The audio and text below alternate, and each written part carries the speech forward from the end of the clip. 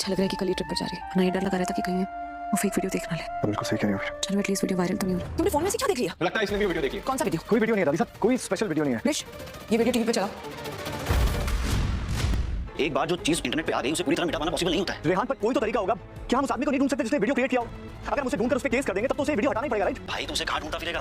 और प्रॉब्लम आई है तो उसका कोई सॉल्यूशन तो होगा ना। कोई सॉल्यूशन नहीं है। सीरियल ये रिश्ता क्या कहलाता है कि आने वाले एपिसोड होने वाले ज़बरदस्त। दोस्तों आने वाले एपिसोड में आप देखेंगे कि अरमान और अबीरा और मेहरा जब सोए होते हैं तो मेहरा अबीरा कहती है अरमान को, अरमान क्या वो वीडियो और वायरल तो नहीं हो रही, ऐसा ना हो अबीरा तक भी पहुंच जाए। अरमान कहता है कुछ पता नहीं, लेकिन वो वीडियो वाकई वायरल ही हो रही होती है, दादी सां तक भी पहुंच जाती है। क्रिश को दादी सां कहती है वो वीडियो टीवी पे लगाओ।